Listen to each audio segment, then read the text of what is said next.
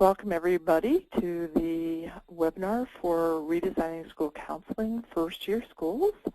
At today's webinar, we'll be preparing for your second advisory council meeting, which is the meeting where you'll talk about visioning.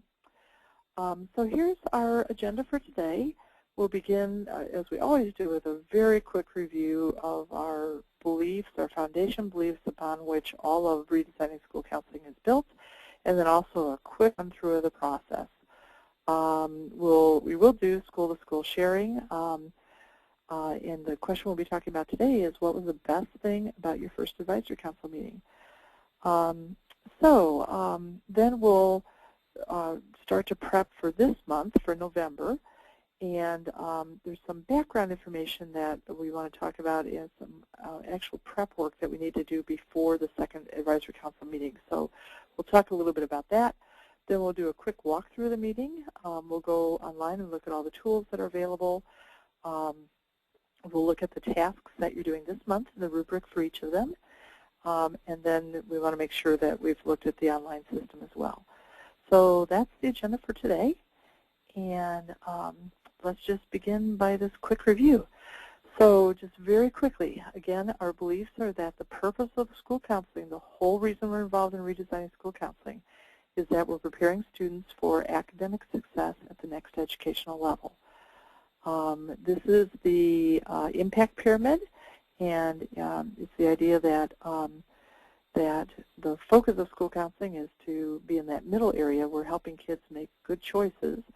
And the way we do that is that we impact the guidance knowledge that kids have, and we also help kids overcome personal and social problems that are interfering with learning, the counseling part. And when we do that, kids make good choices, and then achievement goes up.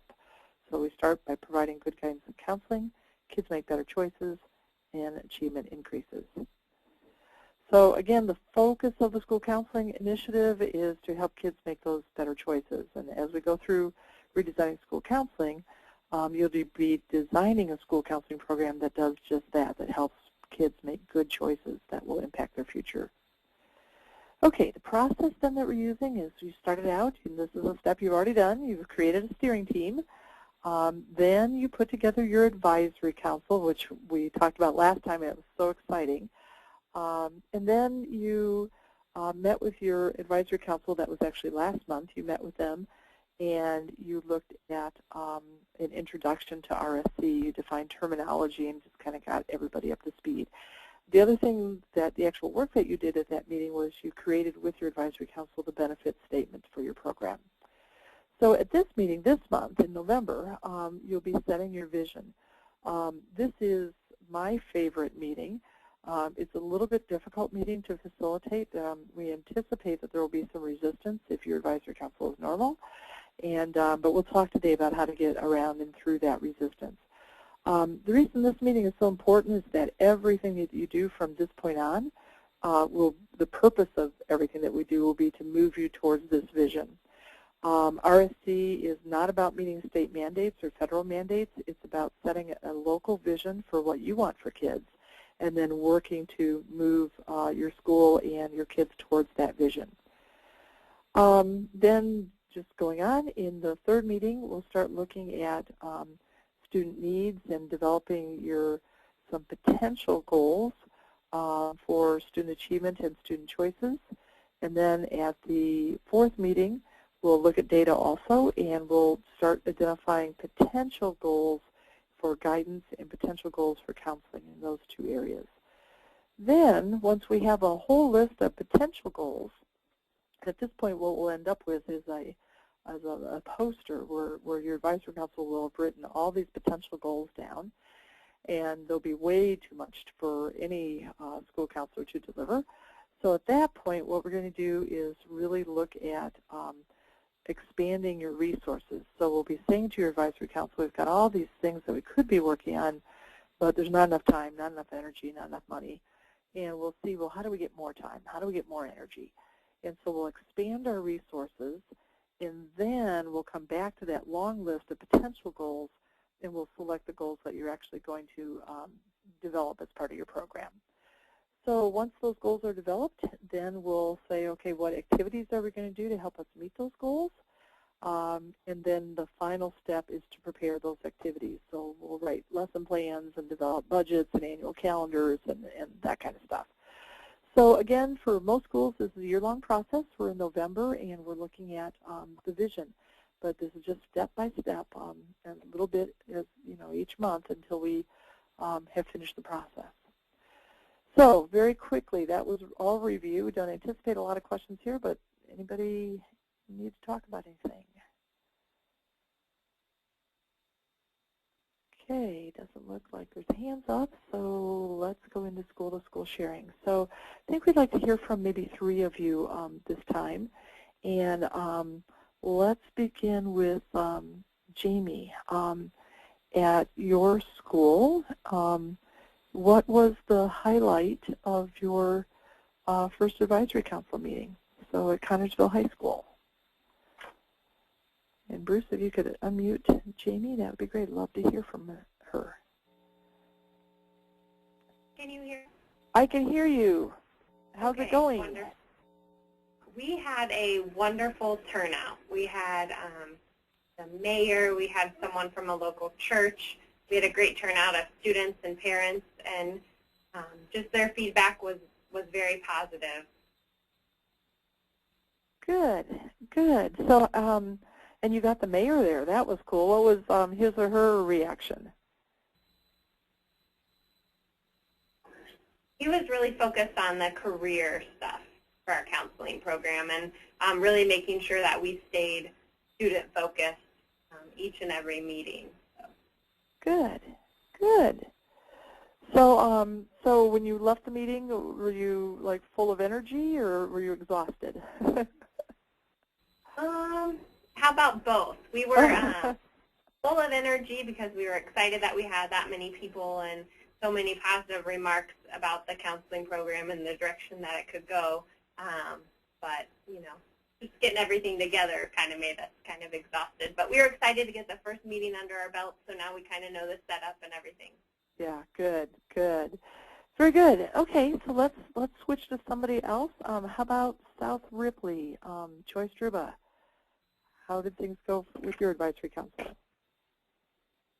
Hello. Hi.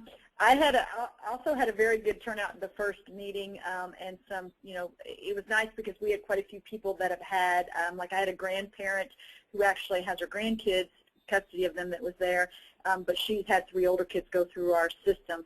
So she had a lot of really good things to say about some of the things that we've done in the past, and some real insight into things that we might do to help us in the future. Wonderful, wonderful.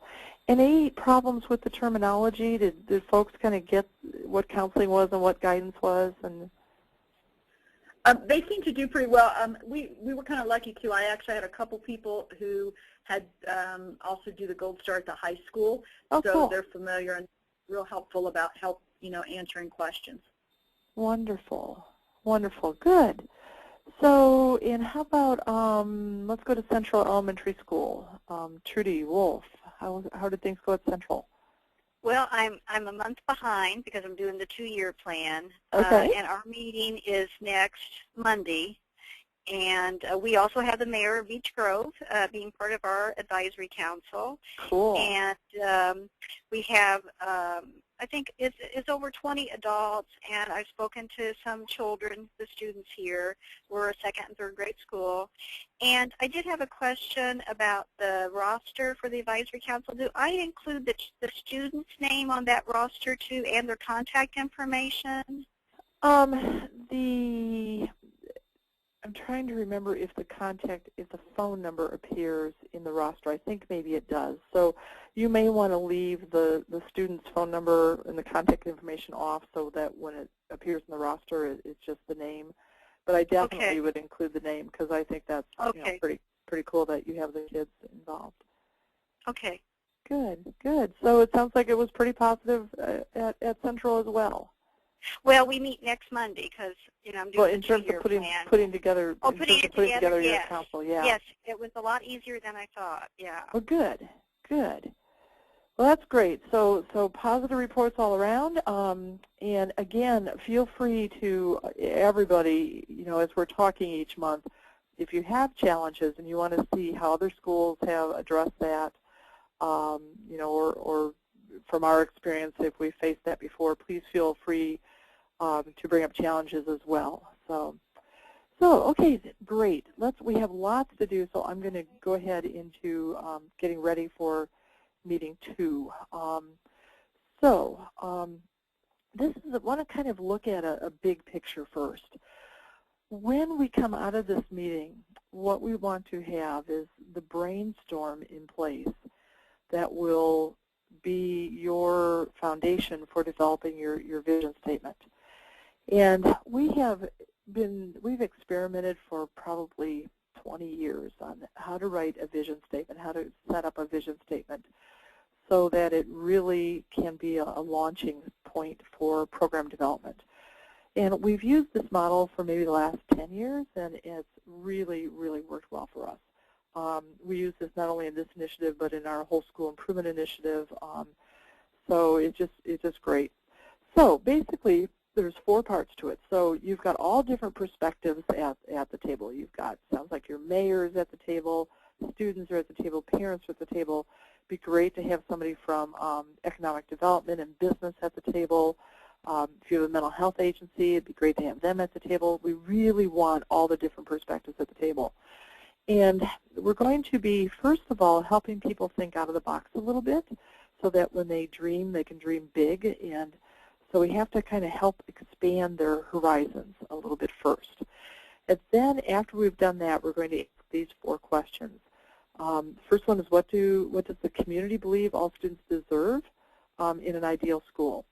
So your community will come up with things like all kids deserve respect, all kids deserve a rigorous curriculum, all kids deserve career guidance, you know, just all the things that if we have a good school and a healthy community, these are things, this is what kids deserve.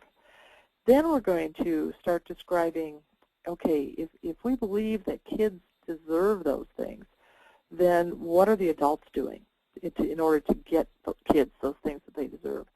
So what are the attitudes and what are the practices of ideal school counselors in this ideal school where we're getting kids to what they deserve?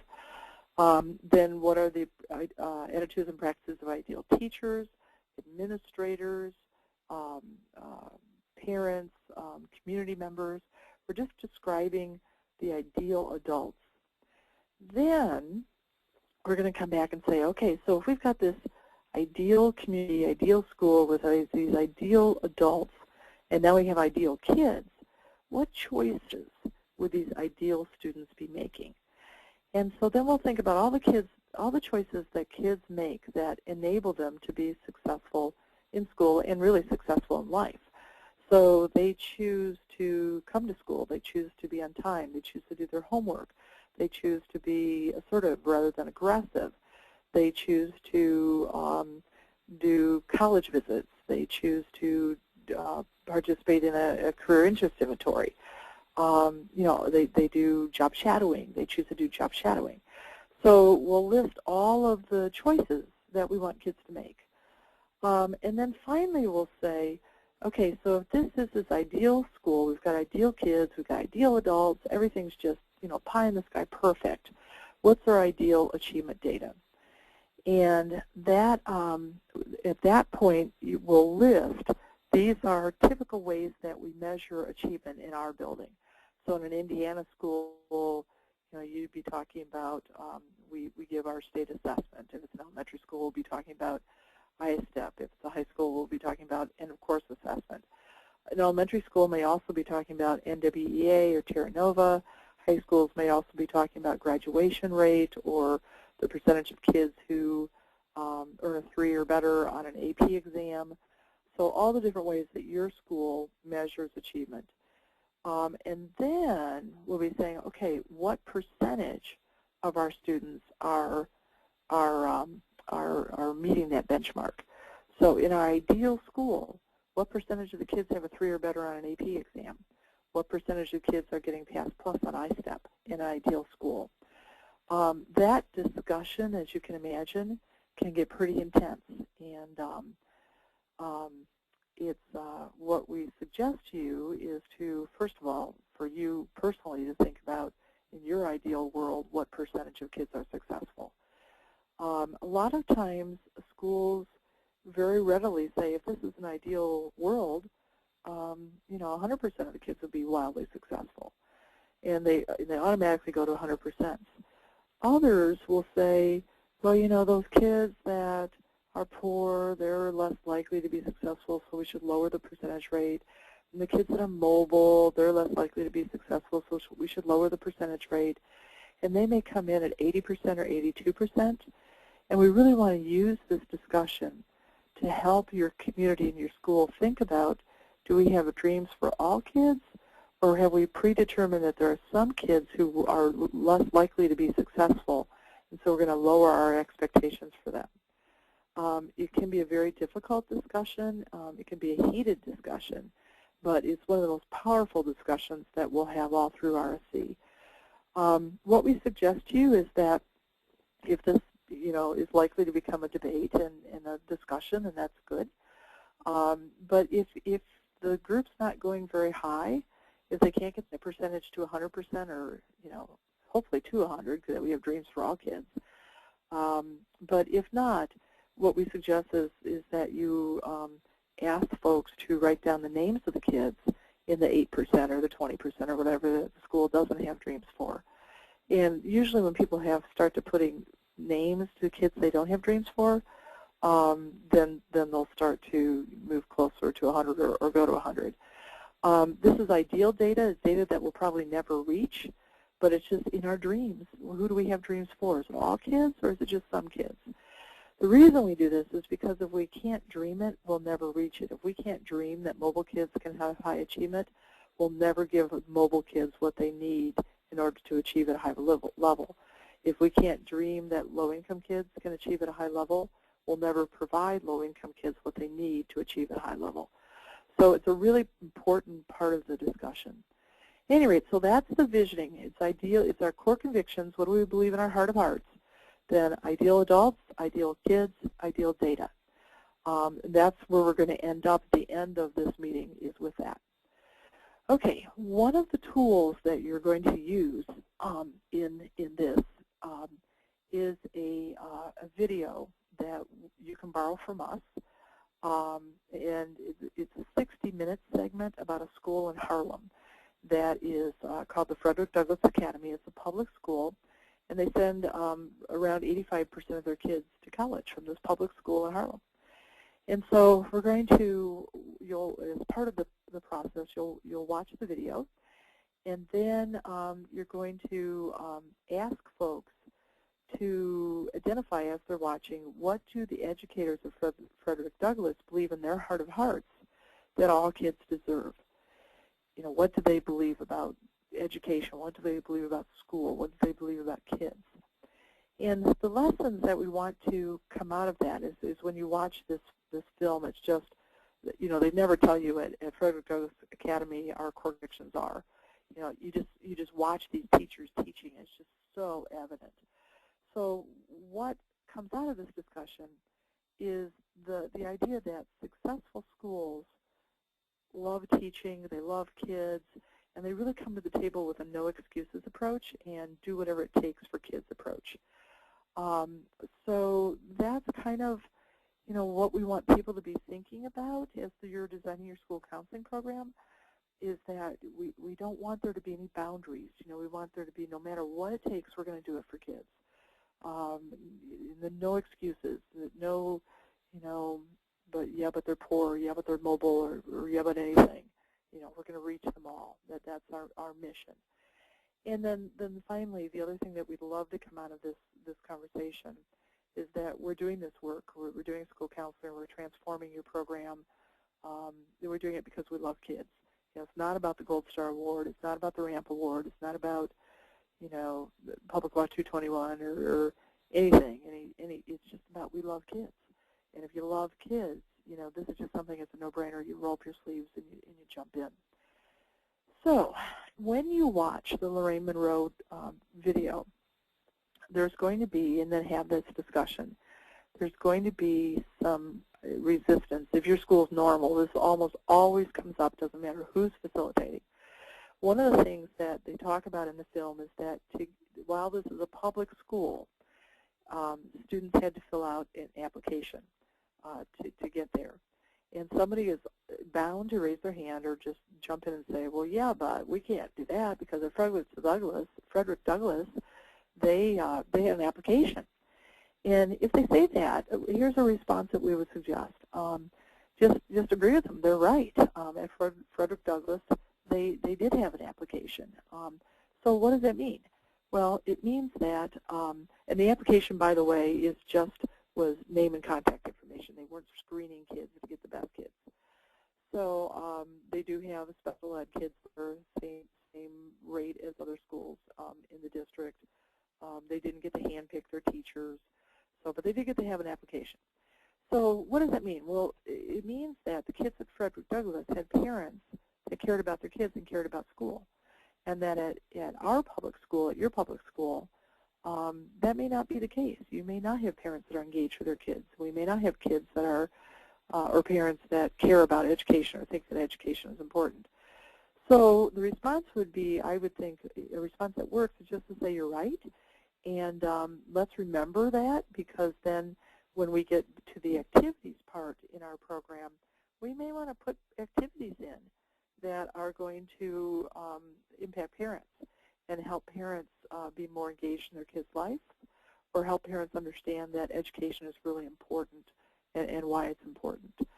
So, and you know, that's true. If we think that that's one of the reasons why Frederick Douglass is successful, then rather than using that as an excuse, let's just figure out how we could do it so that if we were able to have an application, there would be a line of parents 10 blocks long waiting to get in. So, okay, so that's one part of resistance that you'll get probably when you show that video. The other thing is that there's a comment in the film where Dr. Monroe talks about how to be a really good educator, you have to be a maniac. Those are her words. It takes a maniac to be a really, really good teacher. That you have to, it takes long hours because it's a hard job. And she mentions that, it takes teachers who are maniacs, and, good teachers often work 16-hour days. And so the yeah, but that will come is someone will say, yeah, but I don't have 16 hours. Our teachers have families. They have, we're maybe working other jobs. We don't have it. We have a life outside of school. And I think if that happens again, that's true. I just agree with them. You're right. And just acknowledge that some of us do have families or working a second job. And some of us have just been putting in 16-hour days with school improvement planning and everything for a long time, and we're just tired. But then to kind of turn the corner, but each of us, including myself, can probably do a little bit more than we're doing now. The other thing that we often suggest is that if somebody is working 16-hour days for kids and they're burning out, then they need to have, go back to a normal work day, and somebody else needs to come up and take their place. I think the expectation is that everybody works really, really hard within contract hours. I think because we're teachers, there's an expectation that we're going to grade papers or do lesson planning outside of school time when we're not face-to-face with kids. But nobody is expecting every teacher in the building to put in a 16-hour day every day. So, but we can all, myself included, and I always include those words, myself included, because I don't want people to think I'm preaching at them. I believe this about me too, that we can do a little bit more than we're currently doing. So those are the two places of resistance that you may get in the film. And that's just a small part of the discussion. The rest of the discussion is going to be about how the teachers there were, obvious that they loved kids and they cared about education and that they respected the kids, and that, it's just, it's a very positive film. Okay. So another part of this that you'll see when we get into the presentation is a segment on global economics. And the lessons we want to come out of this, just kind of an FYI why we're including this, is we want folks to really think out of the box about why high achievement is important. If you really understand global economics and you understand advanced placement, AP, it's just no-brainer that you'd want to get all kids into an AP course. So the lessons we want folks to learn are these in this presentation, this part of the presentation. In today's global economy, students will compete for jobs with students in other countries.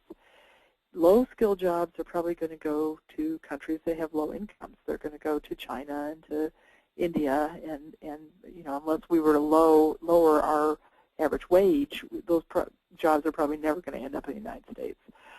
So, so then we want to think about high-skill jobs, and high-skill jobs would be nice to keep those in the U.S. But if we're going to keep those in the U.S., we need our students to be able to compete with kids from India and China that are also wanting the high-skill jobs to be in their countries. And that really means that we need to have sound academic preparation in our country, especially in math and science. So we want folks to kind of think about that and talk about that a little bit. And again, the message is that if we love kids and we understand global economics, then raising student achievement and developing a school counseling program that's going to support high achievement is again, a no-brainer. This is also a really interesting discussion. I would work really hard to get business people there, especially if you can get someone from human resources, because they're thinking about this all the time. How can we keep these jobs in the United States? But we need to, you know, create a very educated workforce if that's going to happen. Okay. So before meeting 2, one of the things that you need to do is obtain a copy of the video, and you can look on YouTube. On YouTube, there used to be a part 1, part 2 of the whole 60-minute episode. If you search for Monroe Doctrine or Lorraine Monroe, you can find that. Now, I have to tell you, the last time I looked, I found the first segment, and the second segment I could not find. So check to see if you can find it. The other thing you could do is borrow a copy of the videotape, not a DVD, but the videotape from us. The videotape is out of print. We have a dozen copies that we loan out. If you want a copy of the video, you send an email to Bruce Ricklin, there's his address, and then include your shipping address so we can send it to you. And then please make sure we get it back within a month so that we can loan it out to another school. Also, before the meeting, make sure that you've watched the Lorraine Monroe, that you've watched the video yourself, so you can kind of see what parts might make people think, and just, you know, I think that will help you to facilitate if you've seen it ahead of time. And then the other thing we'd like you to do is we've created a document called Elements of High Achieving Schools. There's 7 pages to it. Each page is an element like instruction or curriculum rigor, and there's 1 page on school counseling. And it just lists high achieving schools from our research with our own schools, but also from a review of publications. High achieving schools tend to do things in common. And so we've created this bulleted list of what high-achieving schools tend to do. I think that will help your advisory council start to think out of the box of what's possible before they get the visioning, if they've read that. So we'd like them to read that as kind of a pre-meeting activity before they come. Okay, so let's just pause there for a minute and see if folks have questions. And if you do, stick a hand up. So Bruce, are you, any questions? No questions. No questions. Okay. So let's then go through to a walkthrough. So wait 1 second. We do have a question. Trudy Wolf, I'm going to unmute her. Trudy, you're on. I have a question. You said send the elements of high achieving schools, and where do we find that at? It's online, and I'll show you that. Okay. So and actually, what I would suggest you do is rather than send you could send a paper document, print it and send it out that way, but you could also just do an email with a link. Okay. And then they can download it and read it. And it's a quick read. It's not like 7 pages of paragraphs. It's 7 pages of bullets. Okay. So, okay, good question. Okay. Then, let's see. Let me get to the meeting. I'm going to go to the PowerPoint. Let's just kind of walk through that first. Okay, so here's the PowerPoint, and oops, that's the last slide in the PowerPoint. There's the first slide. Okay, so the first topic is what's a vision, and one of the kind of hurdles to get past, especially when you're talking with the teachers, is that folks have visioned a lot, and it's just an exercise that I don't know why people do it, because the vision just sits on the shelf afterwards. But we're going to come back to the vision throughout the whole process, so it's really important to this process. The other thing it does is it brings the whole advisory council into a common direction. It's just really important. So a vision is a detailed description of our dream for all students and the environment that will enable all students to reach that dream. We want to define the difference between a mission and a vision. A vision is a detailed description of the ideal world. The mission is a brief statement. I like to think of it as kind of like a cheerleader chant that says that it's the aim of the school to move toward the vision. So a mission is usually one sentence, two sentences. The vision statement could end up being pages long, because you're really going to describe every aspect of the school, the ideal teacher, the ideal parent, the ideal students, what they're doing. I mean, it's really kind of a detailed description. So the difference between a vision and a goal, this slide is key. If people mix up these terms, they won't be lofty in their visioning, because they'll be afraid that they won't be able to get there. So again, the vision is very ideal. It's very pie in the sky. It's lofty. We'll probably never reach it, but you know, it just gives us a direction. A goal, on the other hand, is a realistic step that falls between the current situation and the vision. So if our vision was 100% of the kids to get a 3 or better on an AP exam, and our current percent is 10%, then the goal might be within 1 year to get to 13%. It's something that's reachable with hard work within a certain time frame. And later in this process, we'll talk about goals, but we got to figure out where we're going first, and that's what visioning will do for us. Just a couple quotes that I like. I'm not going to read these, but you can kind of walk through these on your own. And then there may be some people who kind of get stuck on visioning as so pie in the sky. Why are we doing it? Is this like kumbaya stuff? So we want to remind the practical people that there are very practical reasons for visioning.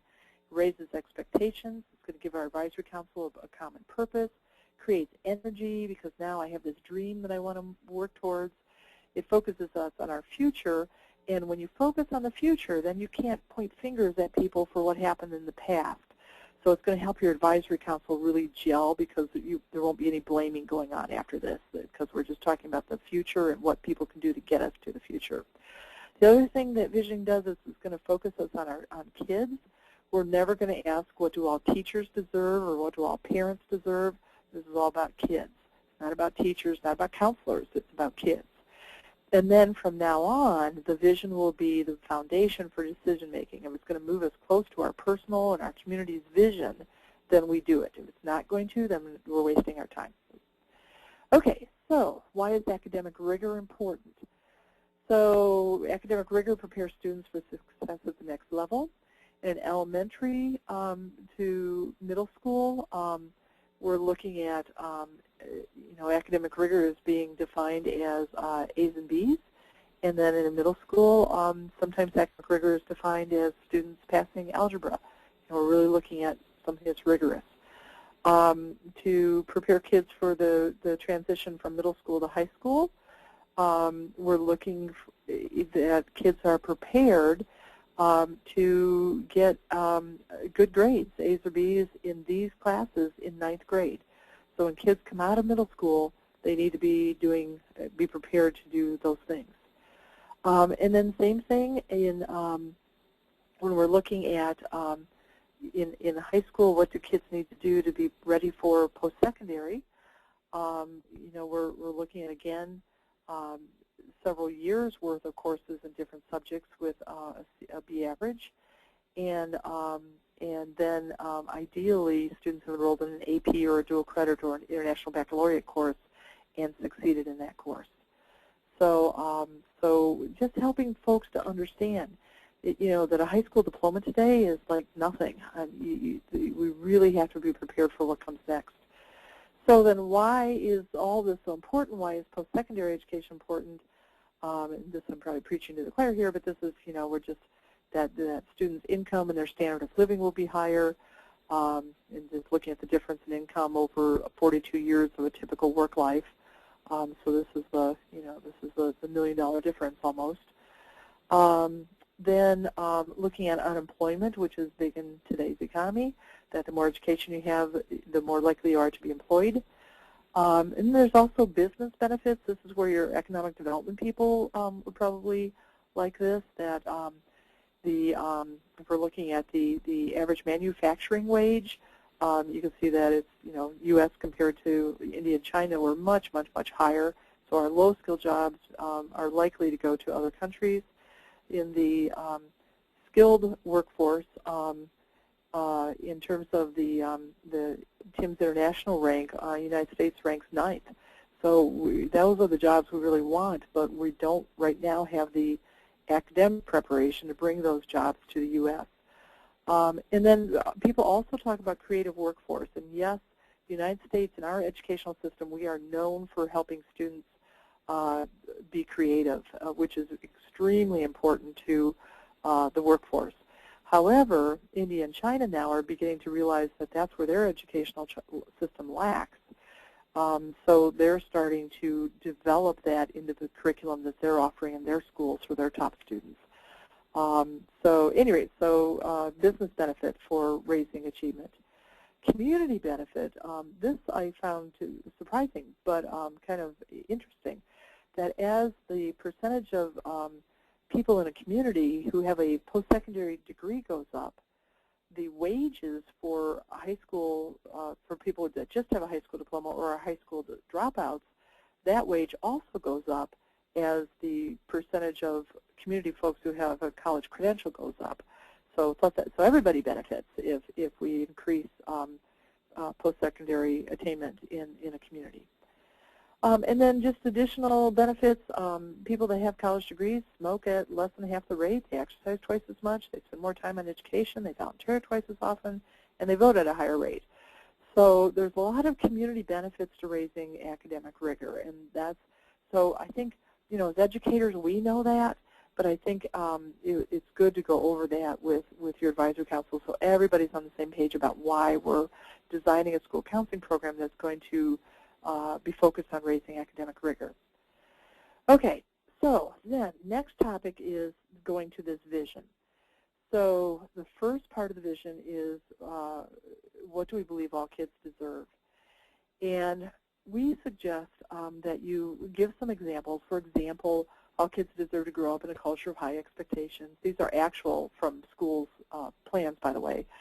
All kids deserve to master the state's educational standards. All kids deserve to continue their education after high school, to be engaged in their learning, academic and career guidance.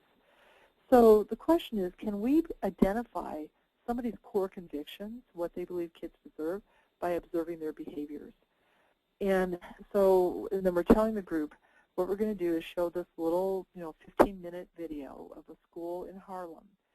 And one thing I'd say, too, to avoid some resistance that could come up, I always say we're not watching this video to identify best practices. And then I usually joke and say, we know that a film crew from 60 Minutes could come to our school and they'd film best practices as well. What we want to do is see, just by watching these people practice, can we tell what they believe about kids and what they believe about learning? And so that's set it up that way, show the video. You'll see in a minute there's a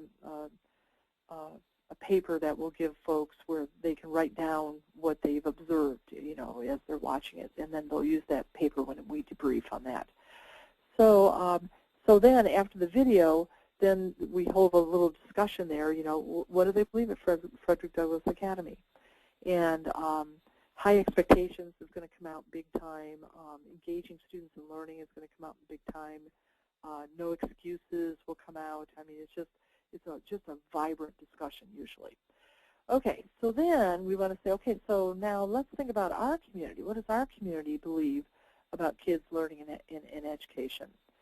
And then we want to ask them, as we have this discussion, to consider these 7 areas, which are also the 7 areas in the paper that you've given them ahead of time, the elements of high-achieving schools.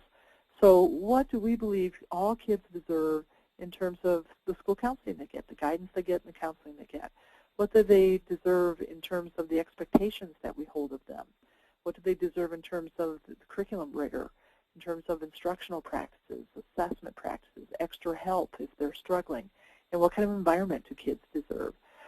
So it's important to put this slide up. If you don't, without this slide, the discussion will focus usually only on high expectations is where people tend to land.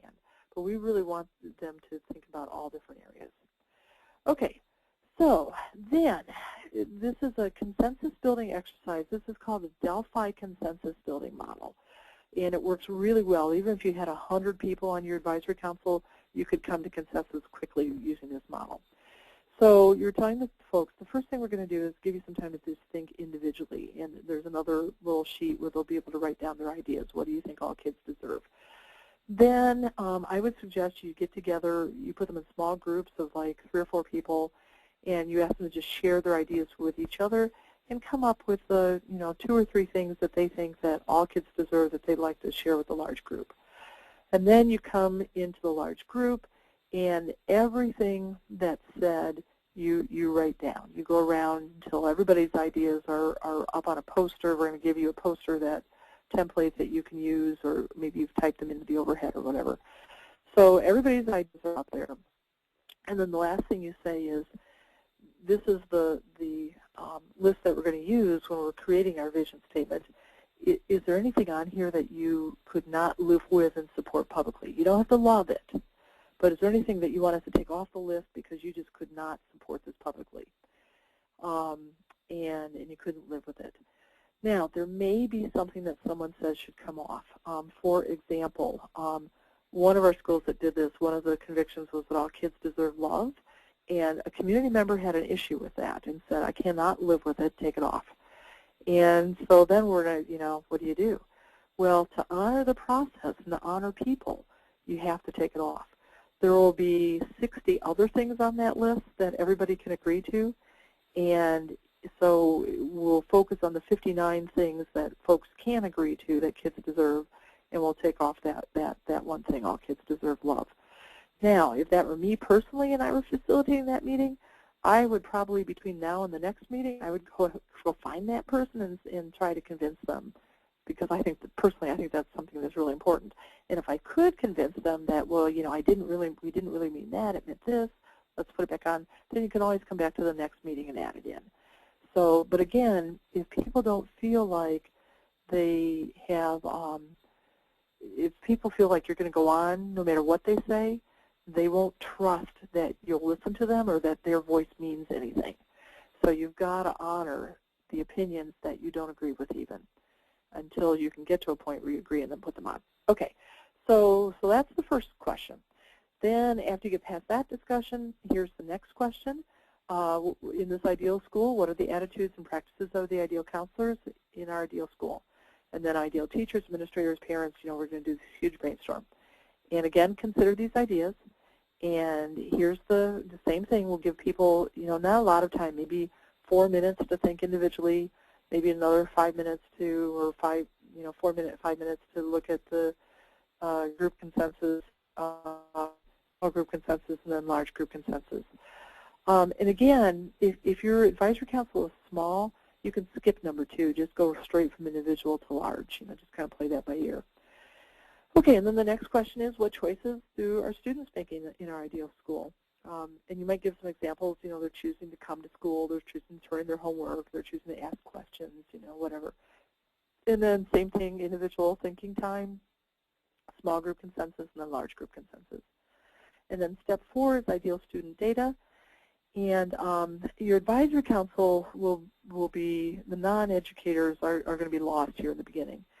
So what I would do is either say, here are some, here for federal accountability, one of the things that we have to do is the percentage of students passing a state math test and the percentage passing the state's English test. Here are some others that are suggested by ASA that is advising us and coaching us on this process. Or take out the bottom ones and just put in, if you're a NOVA or you've got a goal for AP, passing AP tests in your school improvement plan or whatever, feel free to drop your own in there. And then in the activity, your advisory council will be adding to this list if they want to on the left-hand side. But then the big thing is what percentage of the students are meeting that benchmark. And some people get that to 100% immediately, and others, as we said before, it'll be they won't. It'll be a discussion. So again, individual, small, and large group, and then that's it. So at the end of this meeting, you're going to end up with 4 bulleted lists. And then what you want to do after the meeting is take those bulleted lists and create a vision statement out of them. It's okay with us if your vision statement stays in a bulleted list format, but if you want to put narrative to it, that's okay too. It's just kind of a style thing, whatever you want to do. Okay, I know we're kind of getting close on time, so I want to go online very quickly. And let's see, where are we here? Okay, so when we're online, I'm going to go to the manual, and I'm going to scroll down to meeting 2. This is I think this is the coolest meeting. It's such great discussion. Okay, so here's cover page, agenda. There's the diagram. You might want to leave that out. This actually is going to change. We've combined these 2 presentations now. I'll do that tonight, so that will end up tomorrow looking a little different. The one that I showed you was these 2 combined. Then on the core convictions from Frederick Douglass Academy, let me just open up that real quickly so you can see it. What that is looks like, I may have already opened it. Yeah, here it is. So it's just a place where while people are watching the video, they can just write down, here's beliefs, and it just makes the discussion a little easier after the video if they've got something written down that they can refer to. Okay, then the local convictions poster. This is also a handout for them. It's also a poster for you. And it basically, I don't have one open, but it looks just like the Frederick Douglass Academy one, except it says our community at the top. And so folks can, write down their ideas on the one that they have at their desk, and then when they're sharing, you can make this into a poster and just jot down everybody's ideas as they're sharing them. Okay, so that's that. Then the visioning brainstorm poster, that looks like this. And on this one, so there's 4 quadrants because there's 4 parts of the vision statement. So what do all students deserve? All students deserve, actually you could take this off of the other document and just use the other document, that poster that we just looked at for this, or you could write what all kids deserve in this quadrant on the big poster. Then this is where we're describing the ideal, as people are reporting out the ideal practices and attitudes of counselors, you'd write them in there, and then ideal teachers and ideal administrators. If this is a poster, that makes this box like, 15 inches by 10 inches, so you've got plenty of room to write in there. And then ideal student choices, ideal students are, and then listing the choices that they're making. And then this is where you'd write in the achievement data, and then the percentage that the group came up with. So okay, so that's that. Then elements of high achieving schools is right here, so that would open up. And again, it's just a bulleted list. If you're sending people an email, if you right-click on that, this comes up, and then you can do, where is it? did I do wrong? Well, I tell you what, I have just have a new computer with Windows 8 on it, and I've discovered that Windows 8 does not work like Windows 7 at all. So normally, if you right-click on this, there's one of the choices is copy email address or copy link address, and so you can just copy that and then put it into an email to view that. Okay, and then down in the tools, you've got your prep for meeting 2. I'm actually going to upload a new version of that tonight, so that'll be a little different tomorrow. Meeting 2 is facilitator notes, and then tasks following meeting 2. But let's look at the vision statement sample. So I'm going to open that, downloading from the site, and you'll see on this vision statement how we are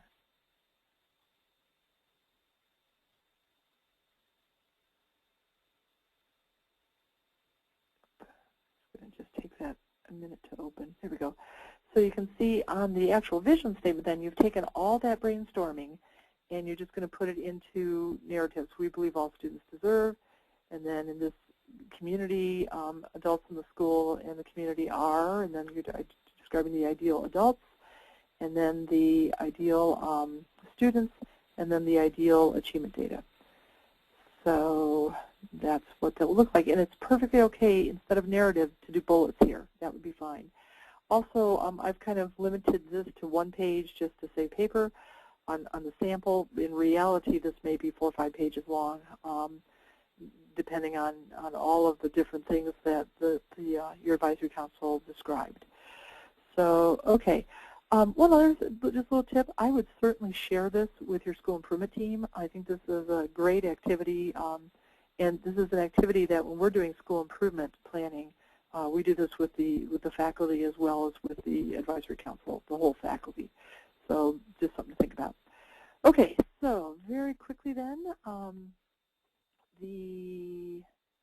that's the meeting walkthrough, and then this month's tasks. One is that you're going to write the vision statement, and here's what we're looking for, just basically that you've got the 4 parts of the vision described, and that all the data is expressed as percentages of students who reach a certain benchmark. And then down at the bottom are things that also, for Gold Star and RAMP, we want to make sure that you've incorporated into your vision statement. For example, in that very last one, in your description of the ideal counselors, you'd want to say that they are following the ASCA ethical standards, and that the next one up, that counselors are evaluating the counseling program annually, that they use data to drive the program design, that they're advocating for all students, and that they're primarily focused on prevention. In other words, the guidance curriculum. So, at any rate, so that's that for vision. Then we're also going to ask this month that you create a mission. Remember, the mission is a short, 2 sentences, but here's what the mission should include.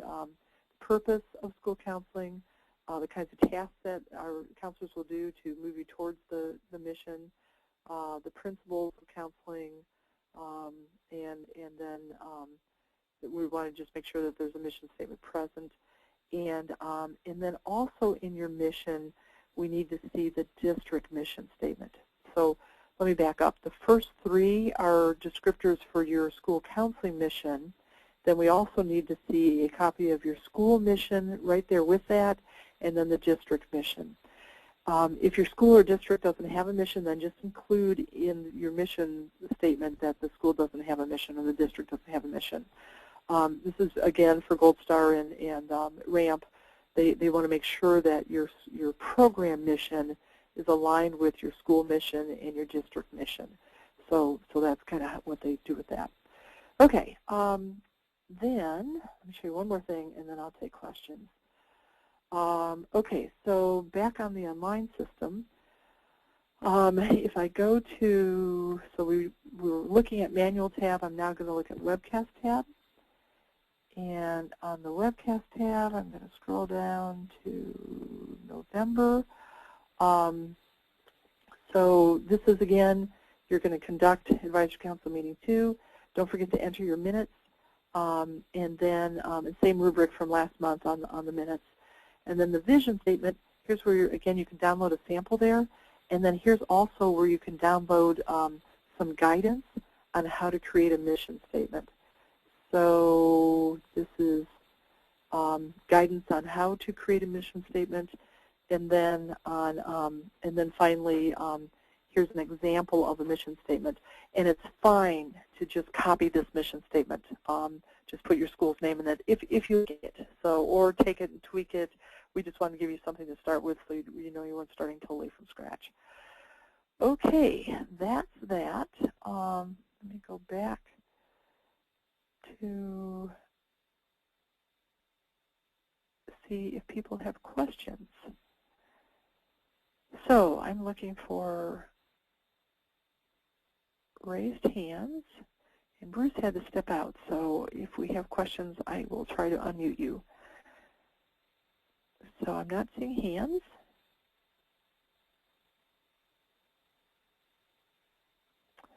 Okay.